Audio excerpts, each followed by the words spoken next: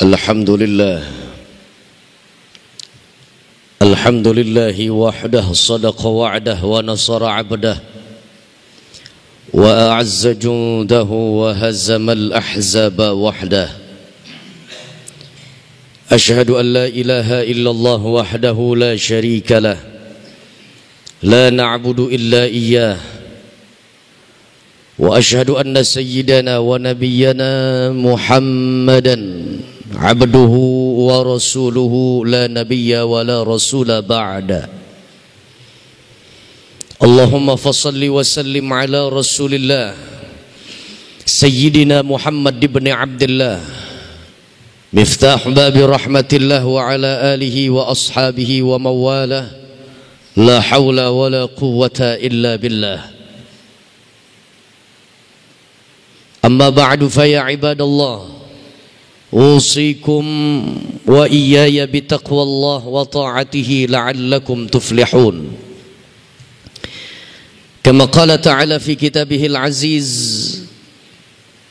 a'udzu billahi as-sami'il 'alim minasy syaithanir rajim, bismillahir rahmanir rahim.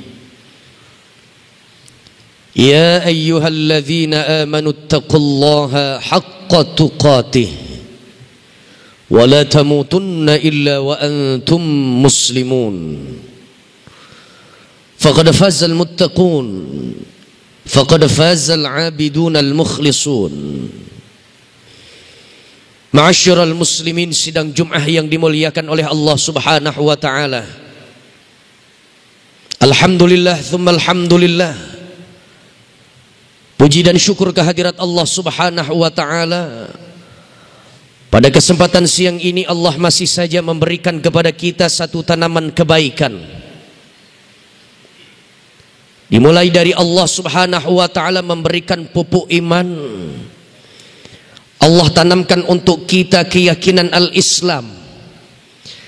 Sampai Allah hiasi kehidupan kita di alam dunia ini dengan hidayah dan taufik dari Allah Subhanahu wa taala. Sehingga dengan iman, Islam, hidayah dan taufik yang Allah tumpah ruahkan pada pelataran kehidupan kita, menjadilah sempurna, lengkap dan genap kehidupan kita sebagai seorang muslim dan mukmin. Lantaran ada iman, disebabkan Allah kurniakan al-Islam, sampai Allah modali kita dengan hidayah dan taufiknya. Sehingga dengan 4 nikmat tersebut Allah Subhanahu wa taala memberikan kepada kita kemauan serta kemampuan untuk kita jalankan perintah Allah Subhanahu wa taala. Apa saja yang Allah perintahkan ringan untuk kita jalankan, dan apa saja yang Allah larang pada kehidupan kita, karena sebab iman, Islam, hidayah dan taufik tak sulit bagi kita untuk menjauhkan larangan Allah dari kehidupan kita masing-masing. Ini lantaran karena iman, Islam, hidayah dan taufik dari Allah Subhanahu wa taala. Karenanya kita memohon kepada Allah di hari Jum'ah Sayyidul Ayyam, tidak tertolak segala bentuk panjat doa anak manusia. Kita mohon kepada Allah, mudah-mudahan iman, Islam, hidayah dan taufik dari Allah yang kita rasakan sampai sejauh ini mudah-mudahan lestari dan langgang. Tidak hanya sampai hari ini, tapi insya Allah berkesinambungan dan berkelanjutan sampai kita menjemput al-maut kita masing-masing. Di saat itulah ruh kita melompat dari jasad kita. Kedatangan sang pemutus kenikmatan dunia, makhluk Allah yang bernama Israel, datang untuk kali pertama dan terakhir kalinya. Disitulah kita memohon kepada Allah, mudah-mudahan di tapal batas akhir kehidupan kita, mudah-mudahan Allah matikan kita masih dalam keadaan tetap iman, tetap Islam, hidayah dan taufik masih tertancap mantap dalam hati dan sanubari kita, sehingga Allah matikan kita dalam keadaan husnul khatimah, mati dalam keadaan tetap iman, memborong seluruh amal-amal soleh. Amin ya rabbal alamin. Ma'asyiral muslimin, para aidun, orang-orang yang telah dikembalikan kesejatian dirinya oleh Allah lantaran kita sudah melampaui daripada waktu Ramadan yang sudah lewat. Hari ini sudah kita memasuki usia kita di hari ke-10 pada bulan Syawal pada tahun 1445 Hijrah, yang artinya perjalanan Ramadan sudah kita lalui. Gemblengan, tempaan, ujian, arahan, bimbingan, didikan Ramadan yang Allah berikan kepada kita begitu terasa sangat saat kita keluar dari rahim Ramadan. Tanpa terasa saat ini usia kita sudah 10 hari di dalam bulan Syawal yang telah Allah berikan kepada kita predikat takwa yang meningkat maju, nilai takwa yang menjadi modal dan bekal kita, suplemen dan vitamin kita untuk melanjutkan hari-hari selanjutnya. Ini harus kita pertahankan. Sebab betapa hebat dan insya Allah menjadi istimewa kehidupan kita apabila setiap waktunya Allah masih berikan Ramadan kepada kita. Betapa tidak, Ramadan yang kemarin sudah kita lalui, Allah tambahkan kepada kita nilai kasih sayang dan rahmatnya. Allah hapuskan segala bentuk apa yang menjadi kesalahan, dosa dan noda kita. Bahkan Allah jaminkan untuk kita tertutup rapat-rapat pintu neraka pada negeri akhirat kita. Masya Allah, la haula wa la quwata illa billah.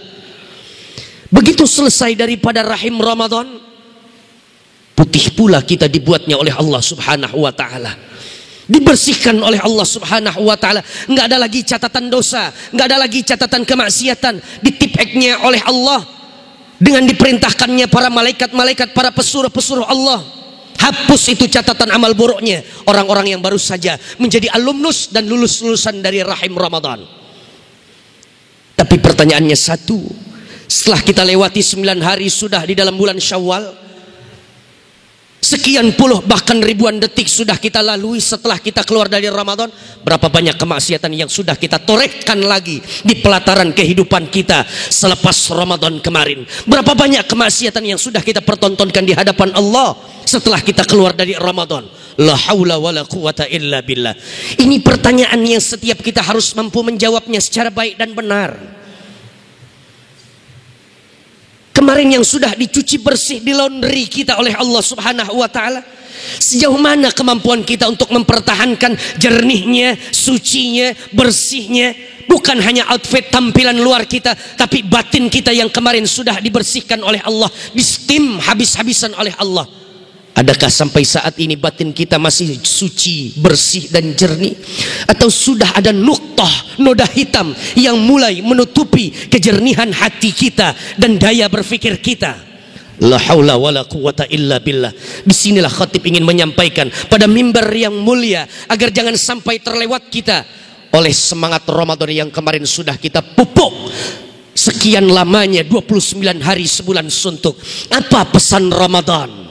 Ma'asyiral muslimin, para jamaah sekalian yang dimuliakan oleh Allah subhanahu wa ta'ala, satu pesan Ramadan.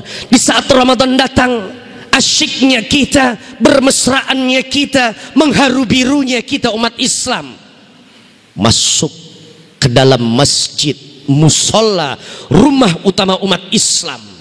Tanpa kita sadari, kecintaan kita bertambah kepada masjid saat sudah kita memasuki awal Ramadan, hari kedua Ramadan, hari ketiga Ramadan. Meskipun sudah menurun selera dan hasrat kita pada pertengahan Ramadan sampai pada penghujung Ramadan, tapi paling tidak Ramadan mengingatkan kita pada momentum cintanya kita kepada masjid. Namun seribu sayang, kalau kita lihat masjid saat ini bagaimana kondisinya. Masjid sudah kehilangan lagi para peselera-peseleranya. Masjid sudah kehilangan saat ini para peminat-peminatnya. Kalau tidak didatangkan oleh Allah suara kumandang azan, hayya 'alas shalah, hayya 'alal falah, tidak datang kita ke masjid.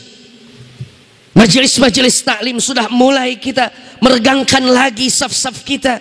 Artinya sudah banyak lagi umat Islam yang tidak mau masuk ke dalam masjid, menghadiri kegiatan-kegiatan syiar-syiar masjid.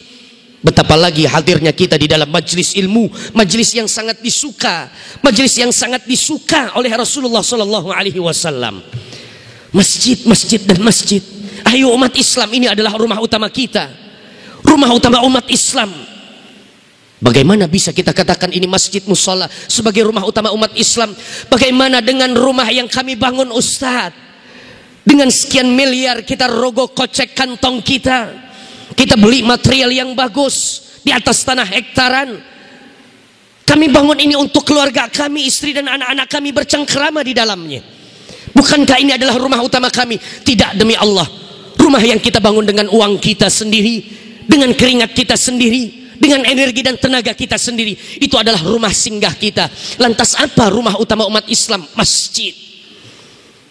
Siapa di antara kita yang tidak menginginkan apabila kehidupan ini sudah selesai dan usai, diberhentikan oleh Allah Subhanahu wa taala, pastinya kita akan mendambakan mayit kita, jenazah kita, tubuh kita yang sudah terbujur kaku, tak lagi mampu untuk mengatakan ini dan itu, melakukan ini dan itu. Kita menginginkan tubuh kita, jasad kita dibawa, dibopong di atas pundak-pundak saudara kita, kerabat kita, masyarakat jamaah dan tetangga kita untuk dibawa ke dalam masjid. Bahkan kalau kita katakan dan kita lontarkan pertanyaan kepada mereka, orang-orang yang sampai sejauh ini tidak cinta kepada masjid, bahkan sampai antipati kepada Islam dan umat Islam melalui jalur kebenciannya kepada masjid, kita katakan, Bung, Kak, udah, adakah Anda Islam? Iya, saya Islam. Kenapa belum mau masuk ke dalam masjid? Tidak, saya tidak menginginkan diri ini masuk ke dalam masjid. Tapi saat engkau sudah meninggal dunia nanti, roh Anda sudah diambil oleh Allah Subhanahu wa taala, adakah jasadmu ingin disolatkan di dalam masjid yang dimakmumi oleh seluruh masyarakat muslim sekitar? Mereka akan mengangguk, mengatakan, ya, kami inginkan tubuh kami masuk ke dalam masjid. Rumah utama umat Islam adalah masjid. La haula wala quwata illa billahil aliyil azim. Tapi rasa-rasanya saat ini umat Islam begitu menyelesaikan Ramadan, selesai pula kecintaannya kepada masjid. La haula wala quwata illa billah. Cukuplah sejarah memberikan satu pelajaran kepada kita.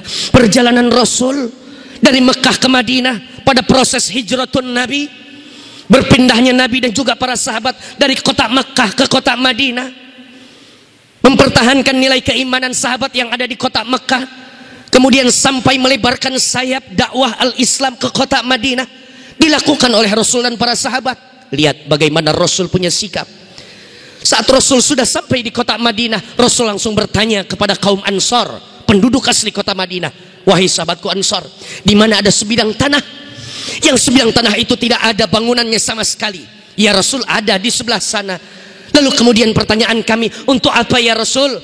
Kami akan segera bangun masjid. Ya Rasul, ambillah waktu sejenak untuk kau rehat. Lepaskan penatmu, perjalananmu 500 km plus minus ya Rasul, dari kota Mekah ke kota Madinah. Ya Rasul, ambil waktu cooling down, selonjoran kaki bahasa kita. Helalah nafas sejenak ya Rasul. Tidak, kata Rasul, kita akan segera bangun masjid. Masjid yang menjadi sentral kegiatan umat Islam, corong dakwahnya umat Islam, maju mundurnya umat Islam terletak pada masjid. Kita akan segera bangun itu masjid. Dibangunlah oleh Rasul, dibantu oleh para sahabat. Terbangunlah masjid pertama kali yang dibangun oleh Rasul di kota Madinah, yakni Masjid Quba. La haula wala quwata illa billah. Ayo ma'asyiral muslimin, pesan Ramadan kepada kita. Kau cintai Ramadan melalui jalur kemasjidan. Saat pertama kali Ramadan masuk, tarawih perdana kita ajak istri kita gandeng, anak kita gendong, mantu cucu semuanya kita himbau, kita anjurkan, ayo kita tarawih bersama di dalam masjid, di dalam musola. Begitu selesai Ramadan, selesai pula kecintaan kita kepada masjid. La haula wala quwata illa billah. Innama ya'muru masajidallah man amana billah wal yaumil akhir. Sungguh tolak ukur keimanan seseorang, diakui ataupun tidak oleh Allah Subhanahu wa taala, letaknya pada orang Islam. Pandai atau cerdaskah dia memakmurkan rumah Allah Subhanahu wa taala? Cerdas dia memperdulikan kehidupan umat Islam melalui jalur kemasjidan, maka Allah akan pedulikan rumah tangganya. Iman seseorang diakui oleh Allah Subhanahu wa taala, kuat dan kokohnya tergantung pada bagaimana ia memakmurkan rumah Allah, masjid dan musalla. Ini yang pertama, ma'asyiral muslimin, para jamaah sekalian yang dimuliakan oleh Allah Subhanahu wa taala, yaitu adalah tentang masjid. Yang kedua, saat Ramadan datang tanpa terasa, berkali-kali khatam kita cinta kepada Al-Quran. Dari ayat yang pertama surah Al-Quran kita buka, basmalah kita lafazkan, surah Al-Fatihah kita jumpai, sampai minal jinnati wan nas. Kita khatamkan, kita tadaruskan itu Al-Quran dari awal sampai akhirnya. 30 juz banyaknya, 6.666 ayat banyaknya, 114 surah kandungan Al-Quran. Kita lalap setiap harinya. Pagi kita membaca Al-Quran, sore harinya kita lantunkan Al-Quran, sampai sepertiga malamnya masih kita senandungkan Al-Quran di bilik-bilik kamar kita. Masya Allah, lihat bagaimana keadaan umat Islam saat ini kepada Al-Quran. Adakah di antara kita yang masih melazimkan, mendawamkan, mengistiqomahkan untuk kita membaca Al-Quran? Ini pertanyaan yang wajib untuk kita jawab secara baik dan benar. Tidak bisa kita menjadi sandiwara, kita berdrama di hadapan Allah. Begitu Ramadan, berduyun-duyun umat Islam cinta kepada Al-Quran. Begitu lepas Ramadan, lepas pula kendalinya terhadap Al-Quran. Padahal Syekh Aiman Rushdie mengatakan di dalam kitabnya Hilyatut Tilawah fi Tajwidil Quran, ada 5 kepatutan umat Islam terhadap Al-Quran. Baca ia, pahami ia, hayati isi kandungan Al-Quran, amalkan sepenuh hati itu Al-Quran, sampai dakwahkan kepada orang-orang tercinta dan terkasih kita, orang-orang yang ada di lingkungan dan sekitar kita, apa yang dipesankan oleh Allah dari siratan Al-Quran. Itu 5 kewajiban kita terhadap Al-Quran. Jangankan yang kelima, keempat, ketiga atau kedua, yang satu pun kadang-kadang kita kalau tidak diberikan sakit oleh Allah Subhanahu wa ta'ala, nggak kita membaca Al-Quran. Kalau tidak dihadirkan Ramadan dalam kehidupan kita, nggak kita sentuh itu Al-Quran. La haula wa la quwata illa billah. Ada satu ancaman dari Allah pada surah Thaha, Al-Quran yang berbicara. Apa kata Allah? Wa man a'rada an dzikri fa inna lahu ma'isyatan dhanka wa nahsyuruhu yaumal qiyamati a'ma qala lima hasyartani a'ma wa qad kuntu basira qala atatka ayatuna fanasitaha wa kadzalikal yauma tunsa. Pada surah Thaha Allah berikan kecaman kepada orang-orang yang menjadikan Al-Quran ada di belakang kehidupannya, tidak dijadikan imam itu Al-Quran sebagai guidance kehidupan, marka jalan raya alam dunia kita. Apa kata Allah Subhanahu wa ta'ala? Siapa orang yang membelakangi Al-Quran pada kehidupan dunianya, maka kehidupan dunianya pasti Allah akan berikan kehidupan yang sulit, kehidupan yang pelik. Berbagai macam masalah dan persoalan Allah hadirkan, musibah Allah kirimkan, petaka dan derita Allah jadikan sebagai balutan kehidupannya bagi mereka orang yang meninggalkan Al-Quran. Baru kehidupan dunia sudah Allah berikan derita.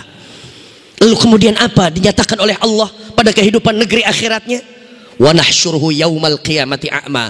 Saat di yaumil mahsyar nanti dikumpul kita seluruhnya tanpa terkecuali, setiap manusia yang mencicipi nikmatnya hidup di alam dunia, Adam sampai bayi yang terakhir terlahir di atas muka bumi ini, Allah kumpulkan, Allah himpun mereka. Orang-orang yang membelakangi Al-Quran, Allah jadikan kedua bola matanya buta, tak mampu melihat apapun saja yang ada di hadapannya, seolah-olah tidak ada fenomena dan potretnya di dalam hadapan objek matanya.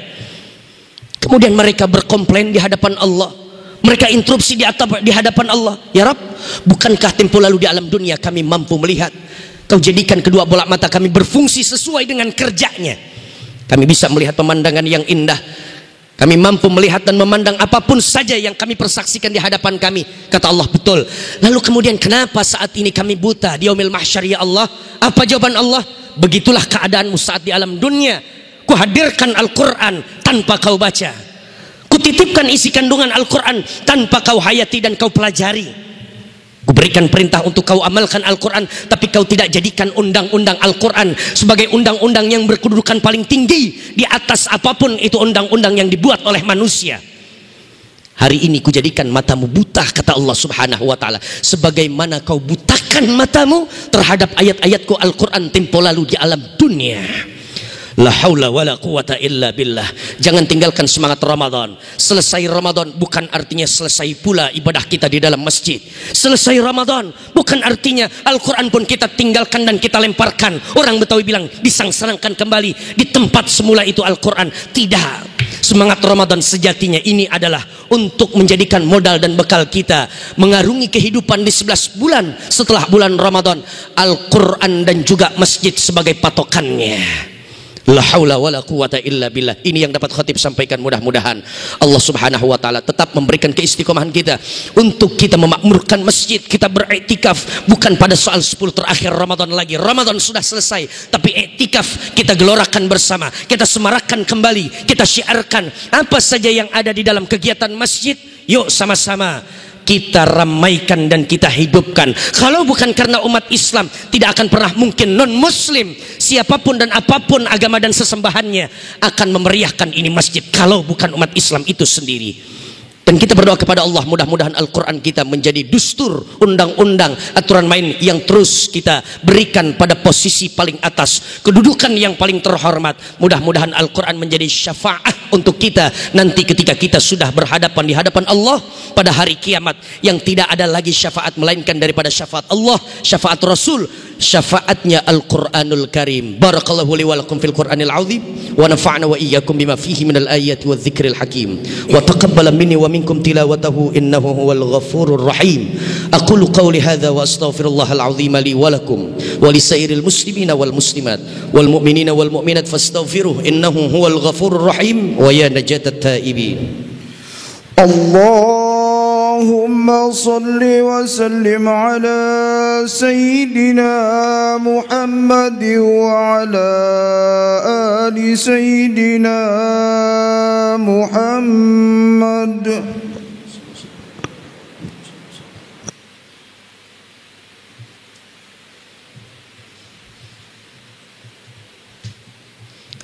Alhamdulillah. Alhamdulillahilladzi hadana lihadza wa ma kunna linahtadiya laula an hadana Allah. Asyhadu an la ilaha illallah wahdahu la syarika lah, la na'budu illa iyyah. Wa asyhadu anna sayyidana wa nabiyyana Muhammadan abduhu wa rasuluhu la nabiyya wa la rasula ba'dah. Allahumma fashalli wa sallim ala Rasulillah sayyidina Muhammad ibn Abdullah القائم بأمر الله وبحقوق الله وعلى آله وأصحابه ومواله لا حول ولا قوة إلا بالله.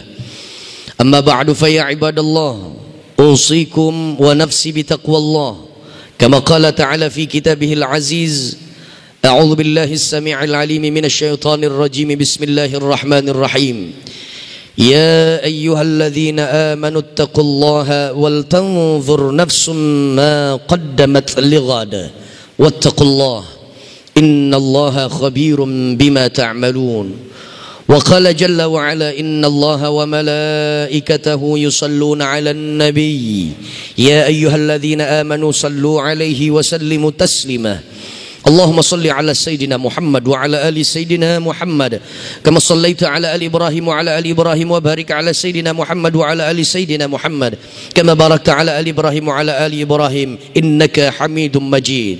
وارض اللهم على أربعة خلفاء الراشدين المهديين أبي بكر وعمر وعثمان وعلي وعن بقية الصحابة والتابعين والتابعين ومن تبعهم بإحسان إلى يوم الدين وعلينا معهم وفيهم برحمتك يا أرحم الراحمين. اللهم اغفر للمسلمين والمسلمات والمؤمنين والمؤمنات الأحياء منهم والأموات إنك سميع قريب مجيب الدعوات يا قاضي الحاجات ويا كافي المهمات. اللهم اغفر لنا ولإخواننا الذين سبقونا بالإيمان ولا تجعل في قلوبنا غلا للذين آمنوا ربنا إنك رؤوف رحيم. اللهم اغفر لنا ولوالدينا وارحمنا وارحمهم كما ربونا صغارا. اللهم انصر الإخواننا في فلسطين وفي غزة وفي إندونيسيا وفي كل بلدان المسلمين عامة. اللهم أهلك الكفرة والمنافقين والظالمين والمفسدين. دمر أعداءك أعداء الدين. اللهم أشغل الظالمين بالظالمين وأخرجنا منهم سالمين يا أمان الخائفين. آمنا مما نخاف يا أمان الخائفين. سلمنا مما نخاف يا أمان الخائفين. نجنا مما نخاف. ربنا آتنا في الدنيا حسنة وفي الآخرة حسنة وقنا عذاب النار. عباد الله إن الله يأمر بالعدل والإحسان وإيتاء ذي القربى وينهى عن الفحشاء والمنكر والبغي يعظكم لعلكم تذكرون. اذكروا الله يذكركم ودعوه يستجب لكم ولذكر الله أكبر. أقم الصلاة.